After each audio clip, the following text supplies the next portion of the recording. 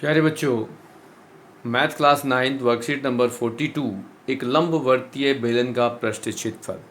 एक लंबवर्तीय बेलन होता क्या है? यदि हम बात करें कि आज एक बेलनाकार वक्र पृष्ठ में दो वृत्ताकार सर्वांग फलक होते हैं। किसी ठोस का पृष्ठीय क्षेत्रफल उसके सभी फलकों के क्षेत्रफल का योग होता है। यदि हम किसी पृष्ठीय क्षेत्रफल की बात करते हैं तो हमारे पास एक बेलनाकार डब्बा यदि हम लें तो इसमें कुछ एक्टिविटी कर सकते हैं। यदि एक बेलनाकार डिब्बा लीजिए, आप कागज़ की एक आयताकार सीट लीजिए जिसकी चौड़ाई बेलन की ऊंचाई के बराबर हो और लंबाई ऐसी हो कि वह डिब्बे के चारों ओर बस एक बार घूम जाए, जैसा कि आकृति में दिखाया गया है।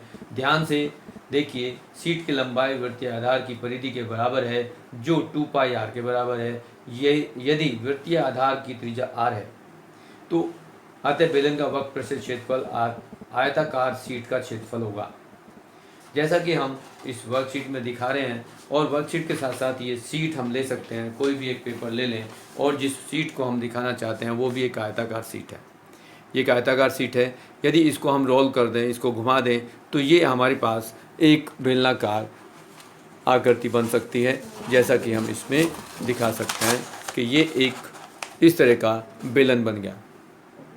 इसके ये दो, एक वृत्ताकार इधर से और एक वृत्ताकार आकृति इधर से नज़र आ रही है, जिसको हम दो फलक कहते हैं। और एक हमारे पास ये बेलन हो गया। बेलन आपके पास इस तरह का होगा, जिस तरह एक डब्बे की आकृति हो जाती है। और ये किसी भी बेलन का वक्र पृष्ठ उसकी आयताकार सीट के क्षेत्रफल के बराबर होता है, जिसकी लंबाई गुना चौड़ाई होती है। बेलन का आधार का परिमाप यदि उसकी ऊंचाई से गुना कर दें तो बेलन का वक्र पृष्ठ क्षेत्रफल 2 पाई आर एच हो जाता है, जिसमें बेलन की त्रिज्या आर है और ऊंचाई एच है। तो यदि बेलन का वक्र पृष्ठ लिखेंगे,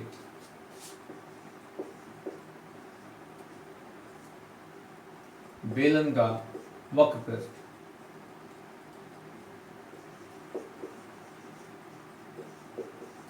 पृष्ठीय क्षेत्रफल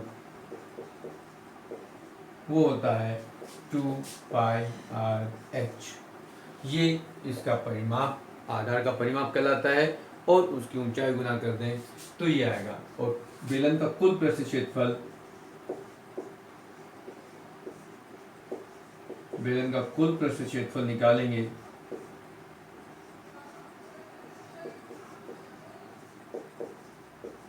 तो उसमें आप लेंगे 2 पाई आर एच प्लस 2 उसके वृत्ताकार क्षेत्रफल है। यदि इसको 2 पाई आर कॉमन ले लो तो एच प्लस आर, इस तरह से ये आपका कुल पृष्ठ आ जाएगा बेलन का। अब इन पर कुछ आधारित क्वेश्चन दिए गए हैं। अब क्वेश्चनों में कुछ उदाहरण हैं और उदाहरण में दिया गया है कि एक बेलनाकार डिब्बे की ऊंचाई 15 सेंटीमीटर है, त्रिज्या 7 सेंटीमीटर है। उस डिब्बे का कुल पृष्ठ क्षेत्रफल ज्ञात कीजिए।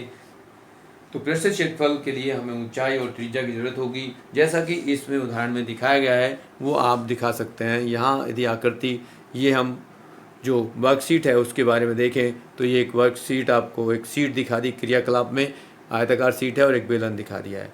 यहाँ हम देखेंगे तो किसी वक्त बेलन का वक्र पृष्ठ जो हम देखेंगे आयताकार सीट के बराबर होता है, जो लंबाई गुना चौड़ाई के बराबर होता है, जिसको आधार का परिमाप गुना ऊंचाई कर सकते हो, जिसको 2 पाई एच भी लिख सकते हो। इस तरह से यदि कुल पृष्ठ क्षेत्रफल निकालेंगे तो 2 पाई आर और ब्रैकेट में आर प्लस एच हो जाएगा।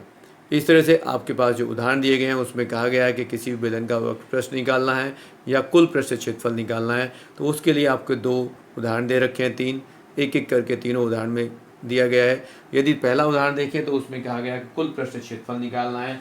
दूसरे उदाहरण में कहा गया है कि उसका बेलन का आधार का व्यास ज्ञात करना है। आधार का व्यास ज्ञात करना है तो पहले त्रिज्या ज्ञात करेंगे और त्रिज्या का दुगुना कर दे तो व्यास मिल जाएगा। ऐसे ही उदाहरण नंबर 3 में कहा गया कि वृत्ताकार कुएं का आंतरिक व्यास 3.5 मीटर है और वह 10 मीटर गहरा है। ज्ञात कीजिए कि आंतरिक वक्र पृष्ठ क्षेत्रफल। वक्र पृष्ठ क्षेत्रफल 2 पाई एच से निकल जाएगा। दूसरा दिया गया है कि यदि 40 रुपये प्रति मीटर स्क्वायर की दर से उसके वक्र पृष्ठ पर प्लास्टर कराने का व्यय आता है तो खर्च बताएं कितना होगा। तो पहले हम वक्र पृष्ठ निकालेंगे, फॉर्मूला होगा 2 पाई आर एच और जो क्षेत्रफल आएगा उसको 40 से गुना कर दें तो उस पर जो आया हुआ वह आ जाएगा। अब जो पहला क्वेश्चन है उसमें कहा है एक लंबवर्तीय बेलन का वक्र पृष्ठ क्षेत्रफल 4.4 मीटर स्क्वायर है। यदि बेलन का आधार की त्रिज्या 0.7 मीटर है तो उसकी ऊंचाई ज्ञात कीजिए। अब हमारे पास जो फर्स्ट क्वेश्चन है उस फर्स्ट क्वेश्चन में दिया क्या है ये हम लिखेंगे। हमें क्वेश्चन में दिया गया है कि लंबवर्तीय बेलन का वक्र पृष्ठ दिया गया है।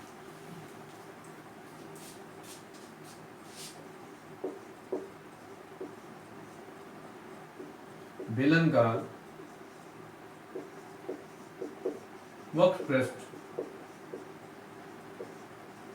क्षेत्रफल हमें दिया गया है 4.4 मीटर स्क्वायर और उसकी त्रिज्या दी गई है 0.7 मीटर। अब यदि वक्र पृष्ठ जो होता है वो होता है 2πr/h। अब यहाँ वक्र पृष्ठ दे रखा है 4.4, 2 पाई का मान 22/7 प्रयोग कर लेंगे, r.7 है और h हमें निकालना है। बेलन की ऊंचाई ज्ञात करनी है। अब ऊंचाई ज्ञात करने के लिए क्या करेंगे, इन सबको हमें हल करना है। तो यहाँ 10 हटा दें, 10 हो गया, 7 से 7 कैंसिल हो गया, यहाँ हम इधर 10 हटा देते हैं तो h का मान निकालने के लिए हमारे पास होगा 44 गुना में ये 10 इधर चला जाएगा और बटे में हो जाएगा 22 दूनी 44 और गुना 10। यदि हम इसको कैंसिल करते हैं पूरा तो ये 1 आ गया, मतलब h बराबर 1 मीटर। जो बेलन की ऊंचाई होगी अतः बेलन की ऊंचाई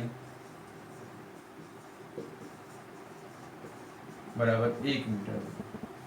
ऐसा ही दूसरा क्वेश्चन है, किसी बेलनाकार स्तंभ का व्यास 50 सेंटीमीटर है और ऊंचाई 3.5 मीटर है और 12.5 रुपये प्रति मीटर की दर से इस स्तंभ के वक्र पृष्ठ पर पेंट करने का व्यय क्या होगा। तो सबसे पहले हम क्या करेंगे, बेलन का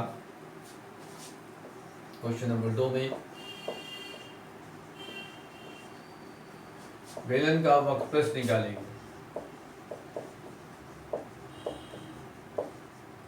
वो होता है 2πr/h, जिसमें आपको h दिया हुआ है, r दिया गया। अब यहाँ पर दिया गया है व्यास, जो व्यास है 50 सेंटीमीटर, तो त्रिज्या क्या होगी,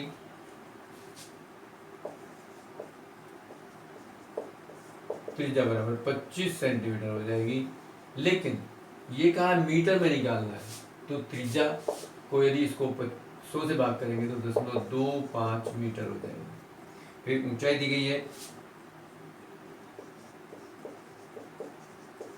बेलन की ऊंचाई है 3.5 मीटर। अब हमें बेलन का वक्र पृष्ठ निकालना है तो यहाँ इसका प्रयोग कर लेते हैं।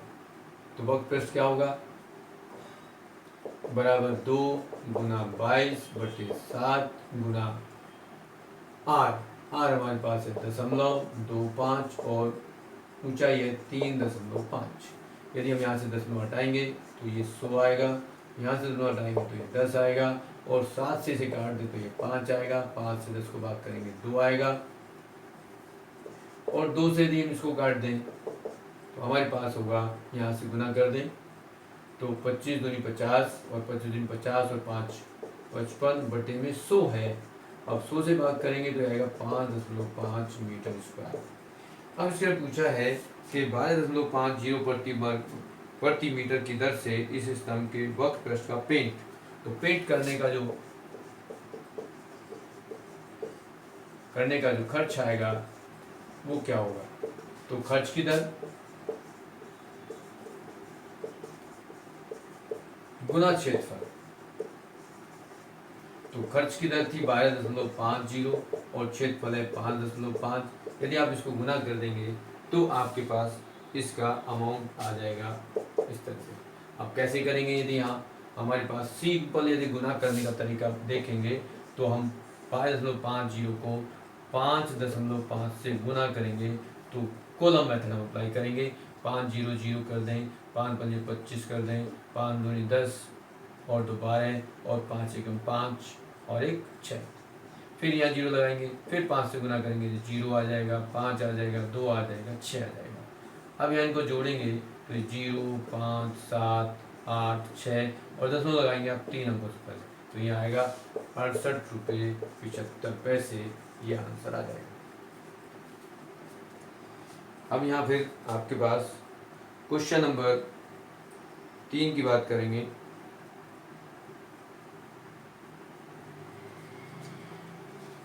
क्वेश्चन नंबर 3 जो आपको दिया हुआ है उसमें एक रोलर है जो आपकी बुक का क्वेश्चन है। क्वेश्चन नंबर 3 वर्कशीट का जो है वो आपकी बुक में क्वेश्चन दिया हुआ है। उसमें कहा है कि रोलर का व्यास 84 सेंटीमीटर है और लंबाई 120 सेंटीमीटर है। एक खेत के मैदान को एक बार समतल करने के लिए उसे 500 चक्कर लगाने पड़ते हैं। खेल के मैदान का मीटर वर्ग में क्षेत्रफल ज्ञात करो। यानी कि हमारे पास जो भी मात्रक दे रखे हैं, लंबाई, व्यास, चौड़ाई दी रखी है, उस सब में हमें मीटर में उसको बदलना पड़ेगा। तो रोलर का व्यास क्या है? क्वेश्चन नंबर 3,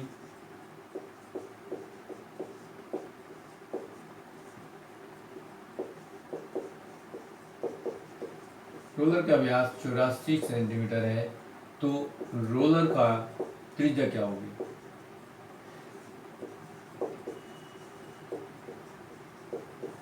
हो जाएगी 42 सेंटीमीटर या फिर 0.42 मीटर। अब हमें रोलर की लंबाई दे रखी है,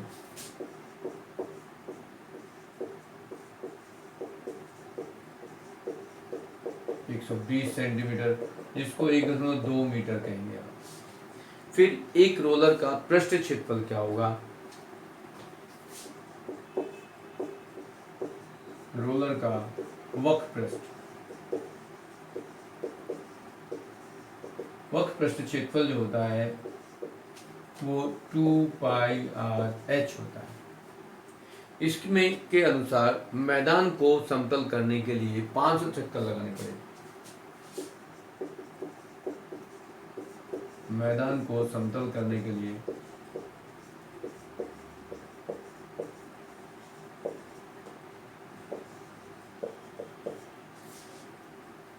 चक्करों की संख्या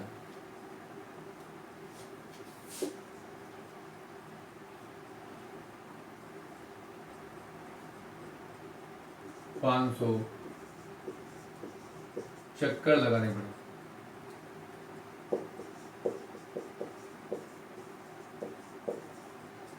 अब 500 चक्कर लगाने पड़े तो कुल क्षेत्रफल क्या होगा? कुल क्षेत्रफल, मैदान का क्षेत्रफल निकाल रहे हैं,